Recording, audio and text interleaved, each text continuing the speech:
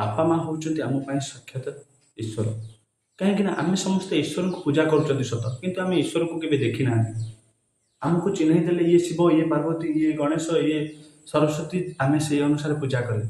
କିନ୍ତୁ ଆମ ନଜରରେ ଆମେ ଯଦି କେଉଁ ଭଗବାନଙ୍କୁ ଜିଅନ୍ତା ଦେଖିଛୁ, ସିଏ ହେଉଛନ୍ତି ଆମ ପାଇଁ ଆମ ବାପା ମା।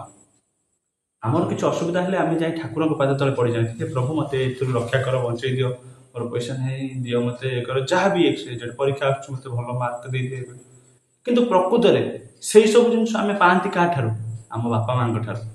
ଆମେ ଯେଉଁ ଜିନିଷ ଆମେ ଏଇ ଶୁଣା, ତମେ ପିଲାମାନେ ଛୋଟ ଛୋଟ ଅଛ, ତମେ କୌଣସି ଜିନିଷ ପାଇଁ ଅଳି ଅଝଟ କରୁଥିବ, ତମେ ସେଇଟା ମନେ ମନେ ଠାକୁରଙ୍କୁ ଡାକୁଥିବ, ହେ ପ୍ରଭୁ ମୋତେ ଏଇ ଜିନିଷଟା ମିଳିଯାଉ, କି ଏଇ ଜିନିଷଟା ମୁଁ ଆଣିବି, ମୋତେ ଏତିକି ପଇସା ମିଳିବ କରୁ। କିନ୍ତୁ ପ୍ରକୃତରେ ସେଇ ଜିନିଷଟା ଦିଏ କିଏ ତମକୁ? ତମ ବାପା କିମ୍ବା ତମ ମା। ତମେ ବର୍ତ୍ତମାନ ଏଇ ଶୁଣା ଛୋଟ ଛୋଟ ଅଛ, ତମେ ଚାହୁଁଥିବ ମୋର ନୂଆ ସାଇକେଲ କିଣିବି, ଅଳି ଅଝଟ ଯାଇକି କର କୋଉଠି? ବାପା ମାଙ୍କ ପାଖରେ।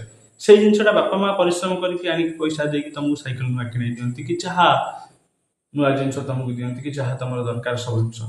ତେଣୁ ଆମ ନଜରରେ ଆମର ଯିଏ ସବୁ ଭୋକ ଶୋଷ କତରୁ ଇଚ୍ଛା କତରୁ ସବୁ ପୂରଣ କରୁଛି ଆମ ପାଇଁ ଭଗବାନ ସିଏ। ତେଣୁ ବାପା ମାଙ୍କୁ ସବୁବେଳେ ସମ୍ମାନ କର, ବାପା ମାଙ୍କ କଥା ମାନ, ବାପା ମାଙ୍କ କଥାକୁ କେବେ ଅବହେଳା କର ନାହିଁ।